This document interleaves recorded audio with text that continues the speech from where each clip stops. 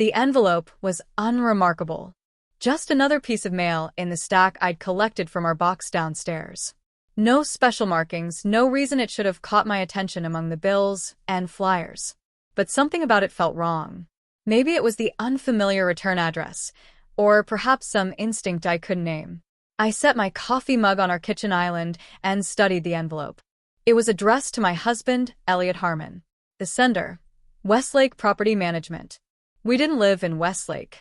We'd never lived in Westlake. Curious, I slid my finger under the seal and extracted a single folded page. I wasn't snooping, not really.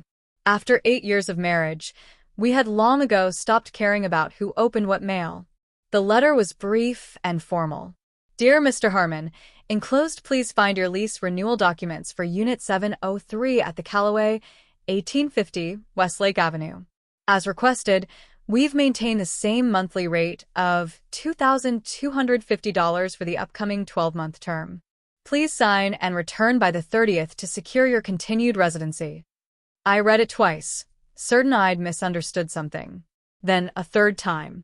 My fingers trembled as I set the letter down on the granite countertop. The renewal date was next week, which meant Elliot had been renting this place, wherever, whatever it was, for at least a year. My husband, who slept beside me every night in our East Side condo. My husband, whose every financial move was supposedly transparent to me. My husband, who had promised after that one incident 3 years ago that there would never be secrets between us again. I pulled out my phone and opened our banking app, scrolling through joint transactions. Nothing unusual appeared. Then I switched to Elliot's personal account, the one I had access to but rarely checked. I scrolled back through months of transactions. There it was on the 15th of every month, $2,250 to WPM Holdings. The payment had been automatic for at least the past year, hiding in plain sight. My coffee grew cold as the sun moved across our kitchen, casting long shadows that stretched toward me like accusing fingers. The front door lock clicked, and I looked up, suddenly aware of how still I'd been sitting. Zoe. Elliot's voice called from the entryway. You home? I slipped the letter under a cookbook and took a deep breath. In the kitchen, I answered, surprised by how steady my voice sounded when everything inside me was crumbling. You're home early, I said as Elliot rounded the corner, his suit jacket draped over one arm. I studied him, searching for signs of the stranger who maintained a secret apartment across town. He looked the same as always, dark hair slightly rumpled from running his hands through it, hazel eyes warm behind his glasses, a tired smile that still made my heart skip. This was the face I'd woken up to for 8 years. I thought I knew every line, every expression. Budget meeting got canceled, he said, leaning in to kiss my cheek. Thought I'd surprise you. He smelled like mint and that expensive cologne his mother gave him every Christmas. Everything okay? You look fine, I said too quickly. Just work stuff. One of my clients is being difficult. Elliot nodded sympathetically. As an interior designer, I had my fair share of demanding clients, and he'd heard countless stories over dinner. Want to talk about it? He asked, loosening his tie. I shook my head. Not really. How was your day? As he launched into a story about his latest marketing campaign, I watched him with new eyes. Was there a hesitation when he mentioned lunch with coworkers? Was he checking his phone more often than usual? Every gesture, every word now carried the weight of potential deception. I thought back to when we'd met, both of us fresh out of college, sharing a table at a crowded coffee shop. He'd spilled his latte on my portfolio and spent the next 20 minutes helping me salvage my designs. 6 months later, he proposed on that same spot. We'd been inseparable ever since. Or so I'd thought. 3 years ago, I'd discovered messages between Elliot and a coworker, Natalie. They weren't explicitly romantic, but the familiarity, the inside jokes, the late-night timestamps, it had been enough to confront him. He'd been devastated by my accusation, swearing nothing physical had happened. I believed him because I wanted to, because the alternative was too painful to consider. We'd gone to counseling. He'd changed jobs. We'd rebuilt. And now this. So, what do you think? Elliot asked, and I realized I'd completely missed whatever question he'd posed. About what? I admitted, his brow furrowed with concern. About dinner with my parents this weekend. I told you they're in town for Dad's medical conference, remember? Oh, right. That sounds good. I forced a smile. Should we make a reservation somewhere? Already did. Morton's at 7. He grabbed an apple from the fruit bowl and bit into it. Sure you're okay? You seem distracted. Just thinking about that client's condo. The one on Lake Washington. This was a real project, though not one causing any particular stress. They've changed their minds about the kitchen backsplash again. That's the 3rd time, isn't it? 4th. I corrected, relieved to be on safe, familiar ground. He shook his head sympathetically. They're lucky to have you. Most designers would have walked by now. You know me. Stubborn to a fault. His phone chimed with a text, and I watched his reaction carefully. Nothing unusual, just a quick glance before he set it face down on the counter. I'm going to change and maybe go for a run, he said. Care to join me? I gestured at my laptop. Deadline. Maybe tomorrow? He nodded and headed toward our bedroom, leaving me alone with my thoughts and the hidden letter that threatened everything I thought I knew about our marriage. After Elliot left for his run, I retrieved the letter and studied the address again. 1850 Westlake Avenue. The Callaway. Unit 703. A quick Google search showed me it was an upscale apartment building downtown, with floor-to-ceiling windows and panoramic city views. Modern, minimalist, and expensive. Nothing like our warm, eclectic condo filled with vintage finds and mementos from our travels. My mind raced through possibilities. Was he planning to leave me? Was there someone else? Or was there some innocent explanation I couldn't fathom? I opened our shared calendar, scrolling back through months of appointments, dinner plans, work trips. Elliot traveled for work occasionally, marketing conferences, client meetings in other cities. But nothing regular, nothing that would explain the need for a separate apartment. I needed to see this place. I needed to know. The next morning, I told Elliot I had an early client meeting. Instead, I drove downtown and parked across from the Callaway. The building was even more impressive in person, 30 stories of glass and steel reaching toward the clouds. I sat in my car for nearly an hour, watching residents come and go, hoping for what? Elliot wouldn't be there. He was at work in his office 15 miles away. I approached the front desk, heart hammering. A young woman with a sleek ponytail looked up with a professional smile. How can I help you? She asked. I'm here to see my husband, I said, the lie slipping out easily. Elliot Harmon? Unit 703. Her fingers tapped at her keyboard. I don't see him checked in today. Would you like me to call up? No, I said quickly. He's expecting me. I'll just surprise him. She hesitated, and for a moment I thought she'd refuse. Then she smiled. I'll need to see some ID, Mrs. Harmon. I fumbled with my wallet, extracting my driver's license. She glanced at it, nodded, and handed me a visitor's badge. 7th floor. Elevators are to your right. The elevator ride was surreal. What would I find? Empty rooms? Another woman's clothes? A complete second life? The hallway was plushly carpeted, my footsteps silent as I approached Unit 703. I stood before the door, my reflection distorted in the brushed metal numbers. I knocked. No answer. I hadn't really expected one. I tried the handle. Locked, of course. I leaned against the door, suddenly uncertain. What was I doing? Breaking into my husband's secret apartment like some unhinged character in a thriller? A door opened farther down the hall, and I straightened, nodding politely at an elderly man who emerged with a small dog. He nodded back, then disappeared around the corner. I needed to leave before I did something truly desperate. I'd confront Elliot directly. That was the mature approach. As I waited for the elevator, I noticed a maintenance worker emerging from a utility room, a ring of keys clipped to his belt. Excuse me, I said, summoning my most distressed expression. I've locked myself out of my husband's apartment. 703? I'm supposed to be picking up some documents he needs for a meeting, and he's going to kill me if I'm late. The man, Marco, according to his name tag, looked sympathetic but hesitant. I really shouldn't. Please? I can show you my ID. My husband is Elliot Harmon. He wavered, then nodded. Let me see your ID again. I showed him, and he compared it to something on his phone, probably a resident list. Whatever he saw satisfied him. All right, Mrs. Harmon. Just this once. My pulse quickened as we walked back to 703. Marco unlocked the door, then held it open for me. Take your time, he said. Just pull it closed when you leave. It'll lock automatically. Thank you, I said, stepping into my husband's other life. The apartment was bathed in soft morning light from floor-to-ceiling windows that framed a postcard-perfect view of downtown Seattle and Elliott Bay beyond.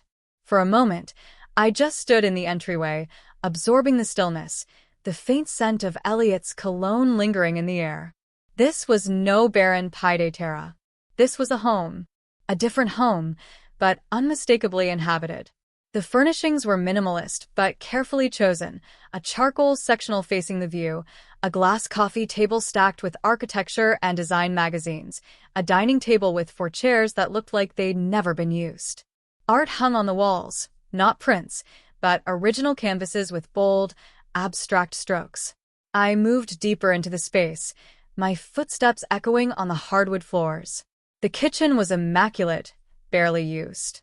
The refrigerator contained only essentials: milk, eggs, beer, condiments. Nothing expired, nothing forgotten. A hallway led to what I assumed was the bedroom. I paused at the threshold, suddenly afraid of what I might find. Evidence of another woman? Photos I couldn't unsee? I pushed the door open. The bedroom was dominated by a king-sized bed with rumpled gray sheets, recently slept in. On one nightstand, a lamp, a book on marketing psychology, a phone charger. On the other, another lamp, a glass of water, a framed photo. I picked up the frame, expecting the worst. Instead, I saw myself. Us. Our wedding day, Elliot dipping me dramatically as we laughed, oblivious to the camera. My favorite photo of us. Confusion washed over me. Why would he keep our wedding photo by his bed in a secret apartment? The closet door was partially open. Inside hung a selection of Elliot's clothes, not duplicates of what he had at home, but items I recognized from his wardrobe. Things that occasionally went to the dry cleaner or were in the back of the closet. His favorite sweater that had mysteriously disappeared last winter was folded neatly on a shelf. A desk in the corner held a laptop and a notebook. I hesitated, then sat down and opened the computer. It asked for a password. I tried the one he used for everything, Oliver 1997, after his childhood dog, and the year he was born. The screen unlocked. The desktop was organized and sparse. Work documents, a few photos, nothing incriminating at first glance. I clicked on his browser history, feeling like a detective in a bad movie. Recent searches included takeout options, Netflix titles, work-related queries. And then I saw it. An open email to Dr. Patterson confirming an appointment for yesterday. The subject line, continued treatment options. I clicked through to the email chain, scanning backwards through months of correspondence. Words jumped out at me. Therapy, episodes, memory gaps, dissociative symptoms. My hands trembled as I opened a document titled Daily Journal, Dr. P. It was a log of Elliot's days, stretching back over a year. Some entries were mundane, while others contained disturbing notes. Woke up here again. No memory of coming. Last remember being at home with Zoe, watching a movie. 3 hours missing. Dr. P says the stress trigger pattern is becoming clearer. Work presentations, deadlines, arguments with Zoe all precede episodes. Medication helping but still unpredictable. Zoe asked about the missing money today. Had to lie again. How long can I keep this from her? Dr. P says disclosure might be necessary soon, but I'm terrified of losing her. She's already been through so much with me. My vision blurred with tears as pieces started falling into place. The times Elliot had been strangely absent or confused about plans we'd made. The occasional late night, work emergencies that left him exhausted the next day. The morning I'd found him sleeping in his car in our garage, claiming he'd arrived home late, and didn't want to wake me. This wasn't an affair. This was something else entirely. I continued reading, each entry more revealing than the last. Elliot had been diagnosed with a dissociative disorder following a traumatic incident at his previous job, something he'd never fully disclosed to me. During episodes of extreme stress, he would essentially check out, sometimes finding himself in completely different locations with no memory of how he'd gotten there. He'd rented this apartment as a safe place to go during episodes, a controlled environment where he wouldn't put himself in danger or have to explain his condition to strangers. The lease, the regular payments, the fully stocked apartment, all of it was a safety net he'd created for himself and kept hidden from me. The final entry was from just 2 days ago. Dr. P thinks it's time. Says keeping this from Zoe is creating more stress, which triggers more episodes. Vicious cycle. Planning to tell her everything after dinner with my parents this weekend. God, I hope she understands. I hope she doesn't leave. I closed the laptop slowly, emotions swirling through me, relief that there wasn't another woman, anger that he'd hidden something so significant, heartbreak that he'd been suffering alone, fear about what this meant for our future. As I sat in my husband's secret apartment, surrounded by evidence of his private struggle, I realized that I didn't know him at all. Not really. And he'd never given me the chance to know this part of him. My phone buzzed with a text from Elliot. Dinner tonight? That new Italian place on Madison. I stared at the message, unsure how to respond. The man who sent it was simultaneously the husband I loved and a stranger who kept devastating secrets. I typed back, sure, 7 p.m. His reply came immediately. Perfect. Love you. 3 hours later, I left the apartment, carefully pulling the door shut behind me. I had decisions to make before tonight. Would I confront him? Wait for him to tell me as he'd planned? Pretend I knew nothing until he was ready? One thing was certain. Our marriage would never be the same after today. Whether it would be stronger or broken beyond repair, I couldn't yet say. The restaurant was dimly lit, ambient jazz floating softly beneath the murmur of conversation and the clink of glasses. Elliot had chosen a corner table, intimate and private. Perfect for a romantic dinner. Perfect for the conversation we were about to have. He stood when he saw me approach, his smile warm and familiar. He was wearing the blue shirt I'd given him for his birthday last month, his hair still damp from a recent shower. You look beautiful, he said as I sat down. I'd chosen my outfit with painful deliberation, a simple black dress that he'd always loved, nothing too confrontational or accusatory. My armor for the battle ahead. Thank you, I replied, unfolding my napkin to avoid his eyes. How was your day? Productive. Closed the Hansen account finally. He reached for my hand across the table. You still seem distracted. Is everything okay? The question hung between us, weighted with irony. Everything was not okay. Nothing had been okay for longer than I'd realized. Our server appeared with water and menus, saving me from answering immediately. We ordered drinks, red wine for me, scotch for Elliot. The same drinks we always ordered.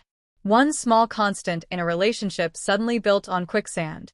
After the server left, Elliot leaned forward, his expression earnest. I've been thinking about that weekend trip we talked about. To the San Juans? I think we should do it. Get away from everything for a few days. I studied his face, searching for signs of the torment I'd read in his journal. How had I missed it all this time? The slight tension around his eyes? The careful control in his voice? Before we make plans, I said slowly, there's something I need to ask you. His fingers tensed almost imperceptibly around his water glass. What's that? I took a deep breath. What's at 1850 Westlake Avenue? The color drained from his face so quickly I thought he might pass out. His hand trembled as he set down his glass. How did you? The renewal letter came yesterday, I said, my voice surprisingly steady. I opened it by mistake. Elliot closed his eyes briefly, his shoulders slumping in defeat. I was going to tell you. This weekend after dinner with my parents. I had it all planned out. Tell me now, I said, fighting to keep my voice from breaking. Tell me everything, Elliot. Right now. Our drinks arrived, An unwelcome interruption. Elliot thanked the server absently, then took a long swallow of his scotch. It started after the Natalie thing, he began, his voice low. The anxiety, the panic attacks. I didn't want to worry you, we were just getting back on track. So I started seeing Dr. Patterson privately. You told me you stopped therapy, I said, remembering his assurances that we were past that chapter. He nodded miserably. I lied. I'm sorry. But what he diagnosed, it scared me, Zoe. And I was afraid it would scare you away for good. The dissociative episodes, I prompted, watching his eyes widen in shock. You went to the apartment, he realized. Yes. And read my journal. Yes. He let out a shaky breath. Then you know. I know what was in those entries, I said. But I want to hear it from you. All of it. Elliot glanced around the restaurant, then leaned closer. Not here. Please, Zoe. Let's go somewhere private. Part of me wanted to insist, to force a public reckoning that would make it harder for him to hide or minimize anything. But the anguish in his eyes stopped me. Whatever was coming, it deserved privacy, for both our sakes. Fine, I said, gathering my purse. Where? The apartment, he said quietly. You should see it properly. With me there. 40 minutes later, we stood in the elevator of the Callaway, rising silently to the 7th floor. Elliot kept darting glances at me, as if expecting me to vanish or explode. He unlocked the door with practiced ease and gestured for me to enter first. The apartment looked different with him in it, like the missing piece that made the space make sense. When did it start? I asked, standing by the windows that framed the twinkling city lights. Elliot removed his jacket and sat heavily on the sofa. The first episode was about 3 years ago, after I left Fletcher and more. The timing aligned with what I'd seen in his journal, right after the emotional upheaval of his inappropriate relationship with his coworker, Natalie. After our marriage had nearly collapsed. I thought it was just stress at first, he continued. Blackouts. Missing time. I'd find myself in places with no memory of how I'd gotten there. A hotel lobby across town. A park 20 miles away. Once, on a ferry to Bainbridge with a ticket in my hand. I remained standing, needing the physical distance. And you never thought to tell me? Your wife. His eyes met mine, filled with shame. I was terrified, Zoe. I thought I was losing my mind. And after what happened with Natalie, I was already on thin ice with you. How could I tell you that your husband was literally losing himself? That sometimes I wasn't me. So, instead you rented a secret apartment and lived a double life? My voice rose despite my efforts to remain calm. Do you have any idea what went through my mind when I found that lease? What I thought? I can imagine, he said quietly. And I'm so sorry. But this place, it became my safety net. Somewhere I could go during episodes where I wouldn't hurt myself or end up somewhere dangerous. Somewhere I could just wait it out. And the therapy? The medication I saw in the bathroom cabinet. Dr. Patterson diagnosed me with dissociative disorder, not otherwise specified. It's not as severe as multiple personalities, but during high-stress periods, I disconnect. The medication helps, and the therapy has been teaching me to recognize triggers and manage episodes. I moved closer, anger mingling with a profound sadness. But why keep it from me all this time? I could have helped you. We could have faced this together. Elliot's eyes shimmered with unshed tears. Because I watched what my mother went through with my father's bipolar disorder. How it consumed her life, turned her into a caretaker instead of a partner. I couldn't bear the thought of you looking at me that way, with pity, with the constant anxiety of wondering when I'd break next. So you lied. For years. Each word fell like a stone between us. You created this whole separate existence. I created a safety valve, he corrected gently. A way to protect you from the worst of it while I got treatment. And it's working, Zoe. The episodes are less frequent now. Some months, there aren't any at all. I walked to the bedroom, needing to move, to process. The wedding photo still sat on the nightstand, our smiling faces a reminder of simpler times. Who sleeps on this side? I asked, touching the pillow next to the photo. I do, he said from the doorway. Always. And the other side? Empty. Always empty. He stepped closer. There has never been anyone else here, Zoe. Never been anyone but you. The sincerity in his voice cracked something inside me. Tears spilled down my cheeks as years of fears and suspicions collided with this new, complicated truth. Do you know what it feels like? I asked through tears. To discover your husband has been living another life? To realize every late night at the office or overnight business trip might have been this. I'm so sorry, he whispered, reaching for me. I stepped back, not ready for his touch. How many times, Elliot? How many times did you lie about where you were? He looked down. I don't know exactly. Maybe 15, 20 times over 3 years. The episodes usually last less than a day. And you never thought about what that was doing to us? To the trust we rebuilt. I thought I was protecting us, he said, his voice breaking. Protecting you. By lying to my face? By making unilateral decisions about what I could and couldn't handle in our marriage? Yes, he admitted. And I see now how wrong that was. How unfair to you. I sank onto the edge of the bed, suddenly exhausted. I don't know what to do with this, Elliot. I don't know if I can trust anything anymore. He knelt before me, careful not to touch me. Ask me anything. I'll tell you everything. No more secrets. Do you remember the episodes? What happens during them? Sometimes bits and pieces. Sometimes nothing. It's like waking up from anesthesia, disoriented, confused. And you're you? During them? Or someone else? I'm still me, he said. Just disconnected. Operating on autopilot. My personality doesn't change. I just check out. My body keeps going while my mind shuts down. I wiped at my tears. How often do you come here now? Less frequently. The last time was 3 weeks ago. A presentation went badly, and I was worried about telling you. I found myself here instead of coming home. Called Dr. Patterson. Took my medication. Went back to being present. And came home to me the next day with a story about a client dinner that ran late. He nodded, ashamed. Yes. I stood up, needing space. I need time to think. This is a lot. I understand, he said, rising as well. Whatever you need. I'll answer any questions. Show you any records. Dr. Patterson will talk to you if you want.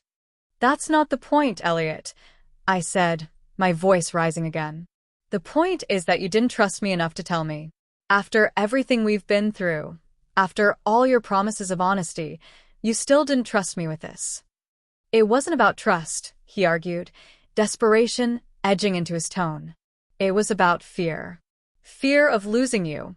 Fear of becoming a burden.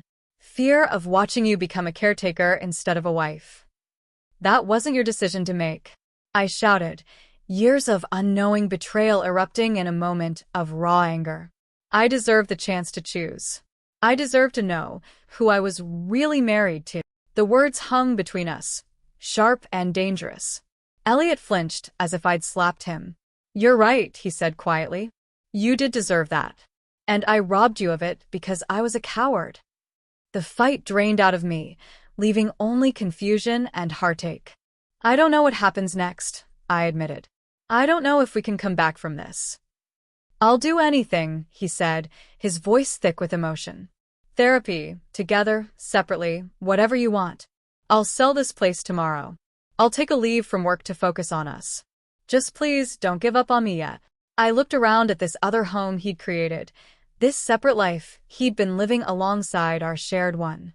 For 3 years, I'd been married to a man with 2 addresses, 2 realities. The foundations of our relationship had been built on a fault line I never knew existed. I need some time, I said finally. And space. To figure out what this means for us. Of course, he said, though the pain in his eyes was unbearable. Whatever you need. I moved toward the door, then paused. Why our wedding photo? I asked, gesturing toward the bedside table. Why keep it here? For the first time since our confrontation began, Elliot's face softened with something like hope. Because even when I'm lost, he said simply, I need to remember my way home. 3 weeks later, I sat in Dr. Patterson's waiting room, flipping through a magazine without seeing the pages. The space was calm and understated, soft lighting, comfortable chairs, gentle instrumental music floating from hidden speakers. A sanctuary for troubled minds. Elliot and I had been living in careful détente since that night at the apartment. He'd moved into our guest room at my request, giving me the space I'd asked for while remaining close enough to show his commitment to working things through. We spoke politely about practical matters, but avoided the deeper conversation that loomed ahead of us. In those 3 weeks, I'd done my research, reading everything I could find about dissociative disorders, joining online support groups for spouses, even speaking with my own therapist about the complex tangle of betrayal and compassion I felt. Today would be my first session with Dr. Patterson, the man who knew more about my husband's inner struggles than I did. Elliot had signed all the necessary releases, giving the doctor permission to speak freely with me. Complete transparency, he'd promised. No more secrets. The office door opened, and a tall man with salt and pepper hair and kind eyes emerged. Mrs. Harmon? I'm Dr. Patterson. Please come in. The office beyond matched the waiting room's calming aesthetic, bookshelves filled with medical texts, abstract art on the walls, 2 comfortable armchairs facing each other across a small coffee table. Thank you for seeing me, I said as I settled into one of the chairs. I know this is unusual. Not as unusual as you might think, he replied with a gentle smile. Partners are often integral to the healing process, though they typically join the journey earlier. That would have required my husband telling me he was on a journey, I said, unable to keep the edge from my voice. Dr. Patterson nodded, acknowledging the justified bitterness. Elliot made choices that caused you pain. That's not in dispute. What matters now is where you both go from here. That's why I'm here, I admitted. I don't know if I can move forward without understanding everything. For the next hour, Dr. Patterson walked me through Elliot's condition with clinical precision and compassion. He explained how dissociative disorders often emerged as protective mechanisms in response to stress or trauma. How Elliot's episodes had decreased in both frequency and duration with proper treatment. How the apartment had been his idea, not to enable secrecy, but to provide a safe environment during dissociative states. He was genuinely afraid of frightening you, the doctor explained, of appearing unstable or unpredictable after the trust between you had already been damaged. So he lied instead, I said flatly. He made a mistake, Dr. Patterson corrected gently. One born of fear rather than malice. One he has recognized and deeply regrets. I sighed, running my fingers through my hair. I understand the clinical aspects. What I don't understand is how to trust him again. How to know that the man I wake up beside every morning will still be there, really there, when I come home at night. That uncertainty is something Elliot lives with every day, the doctor pointed out.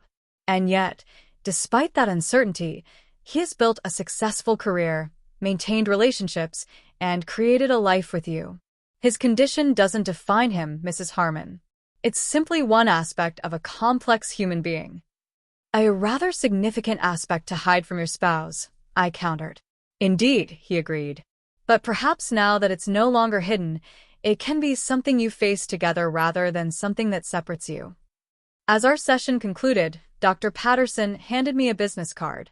My private number, he explained. Day or night if you have questions or concerns. Elliot has the same card.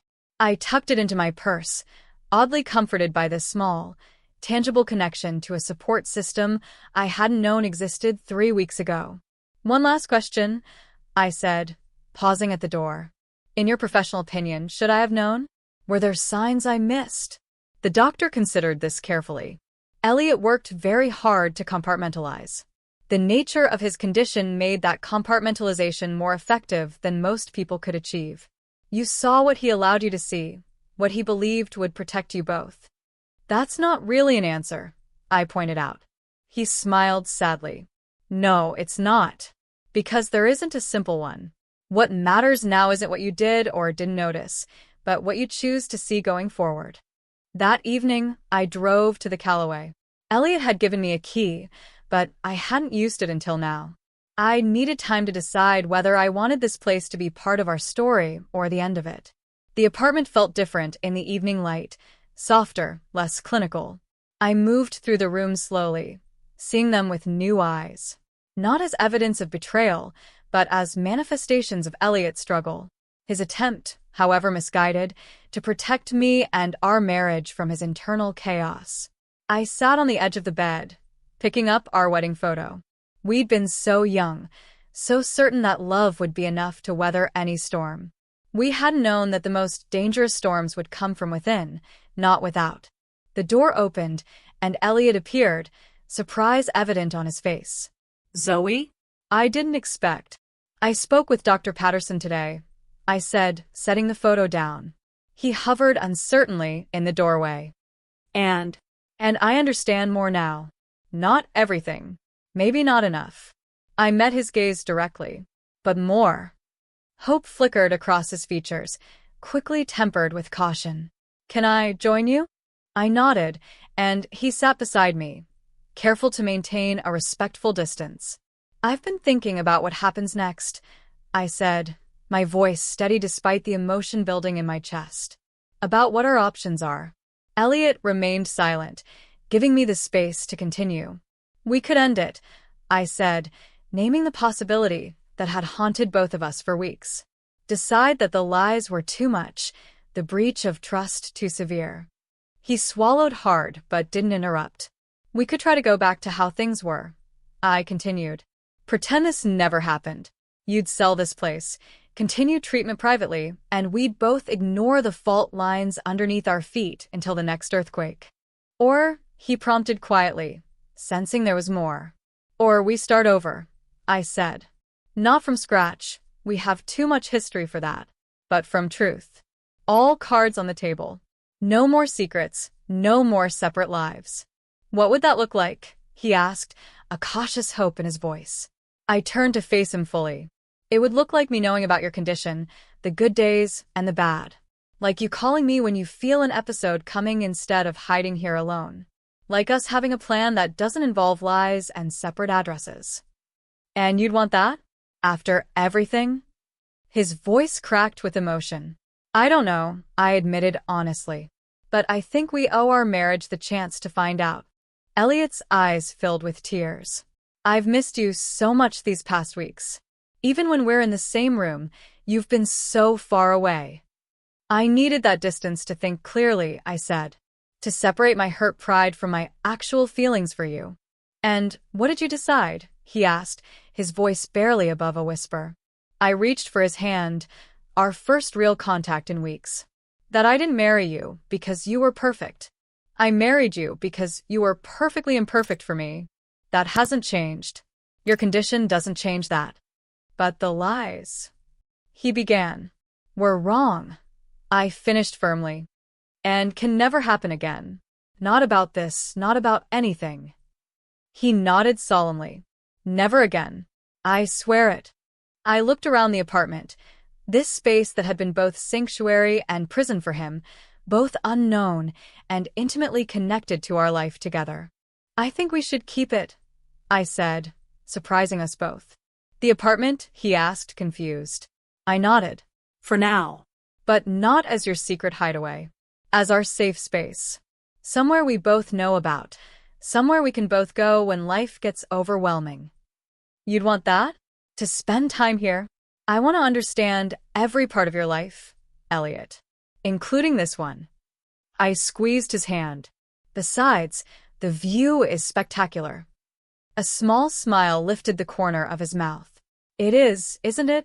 We sat in silence for a moment, the weight of unsaid words and uncharted territory hanging between us. I want to ask you something, I said finally. And I need you to be completely honest. Anything, he promised. That night, 3 years ago, with Natalie. Was it just inappropriate texts? Or was there more that I don't know about? He held my gaze steadily. It was just texts. Flirtatious, inappropriate, completely disrespectful to you and our marriage, but just texts. There was nothing physical. Ever. I nodded, accepting his answer. And the first episode? It happened right after that.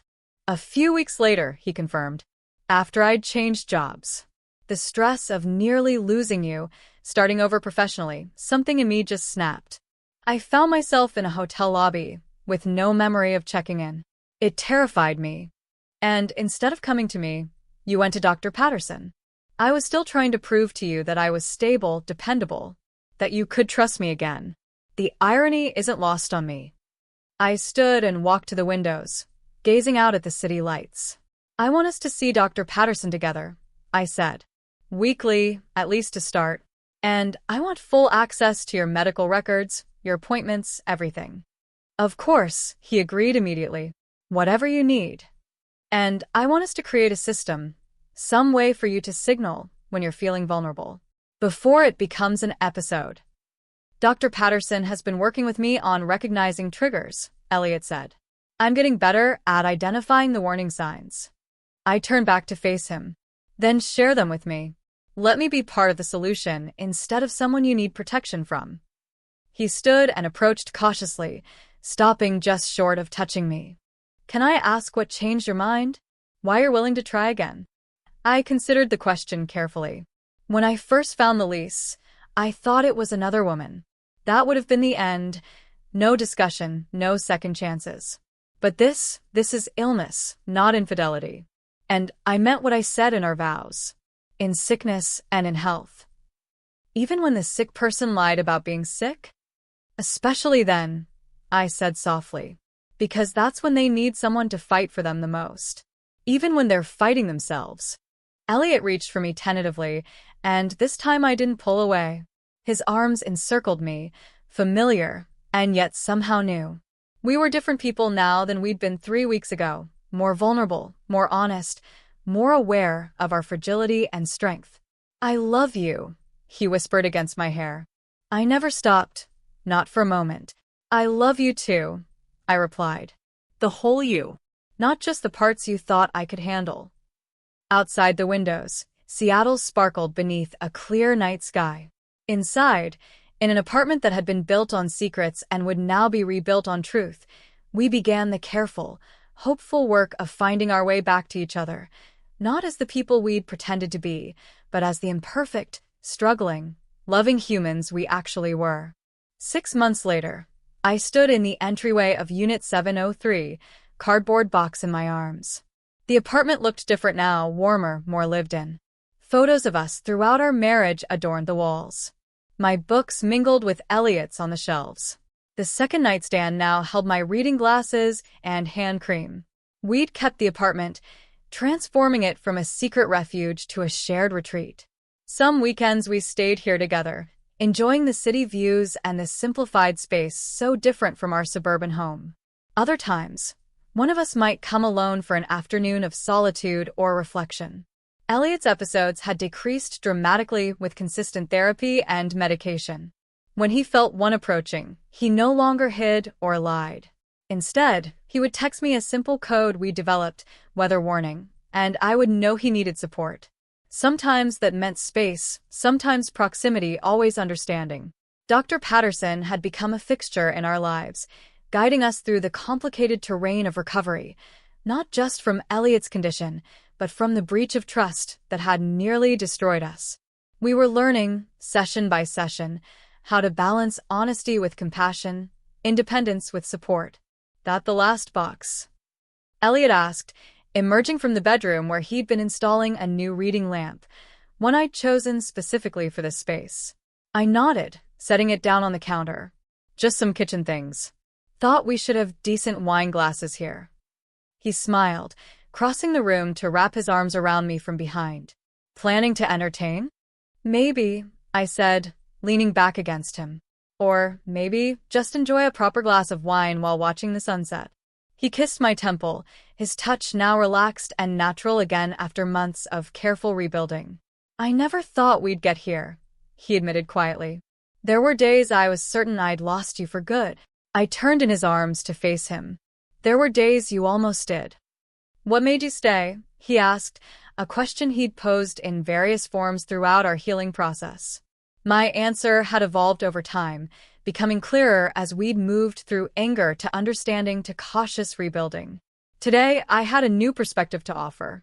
I realized something important, I said, meeting his gaze. Everyone has secret apartments. His brow furrowed in confusion. What do you mean? Not literal apartments, maybe, but spaces they hide from others. Parts of themselves they lock away because they're afraid of rejection or judgment. The difference was that yours had an actual address. He considered this thoughtfully. And a pretty steep rent. I smiled, appreciating the moment of levity. That too. But the point is, I had to decide whether I wanted to be angry about the apartment's existence or grateful that you'd finally given me a key. And you chose gratitude, he murmured, stroking my cheek gently. I chose understanding, I corrected. Which isn't the same thing. I'm still angry sometimes about the years of secrecy. I still have moments of doubt. But I understand now that your intention, however misguided, was to protect us both. Outside, the sun was beginning to set, painting the sky in dramatic strokes of orange and pink. Elliot guided me to the windows, where we stood together watching the spectacle unfold.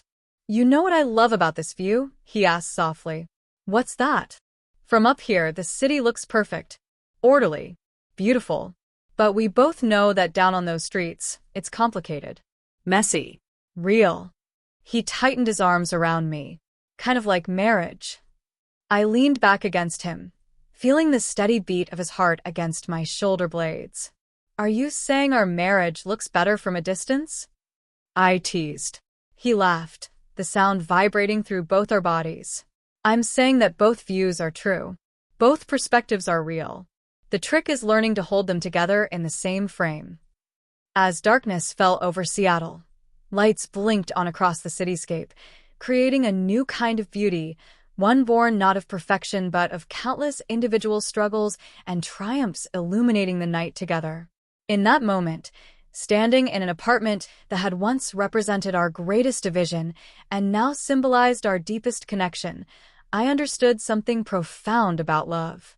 True intimacy wasn't about knowing every detail of someone's life from the beginning. It was about choosing to remain open to discovery of them, of yourself, of the complicated, ever-evolving reality you created together. Elliot and I were not the same people who had exchanged vows 8 years ago. We were more scarred, more vigilant, more conscious of our capacity for both deception and forgiveness. But we were also more authentic, more present, more intentional in our choice to love each other, not despite our imperfections, but with full awareness of them. Hungry? Elliot asked, breaking our comfortable silence. I thought we could try that new place on the corner. I turned in his arms, studying the face I'd memorized over years of mornings and evenings, arguments and reconciliations, secrets and truths. Actually, I said, I'd rather stay in tonight. Just the two of us. His smile, genuine, unguarded, present, was all the answer I needed. In a city full of anonymous windows and untold stories, we had fought for and found our way back to each other. Not to the marriage we'd thought we had, but to the one we were actually building, day by day, truth by truth, choice by choice. It wasn't perfect. It wasn't always easy. But it was real. It was ours. And for tonight and all the nights to come, that was enough. And that wraps up today's story. Now we want to hear from you. Where are you watching from? Drop your city or country in the comments, and let's see how far these stories reach. If this story moved you or gave you chills, give it a like, share, and subscribe for more powerful stories. One last thing, rate the story from 1 to 10 in the comments. Your feedback helps us bring you even better ones next time. Thanks for watching. We appreciate you being part of this storytelling journey.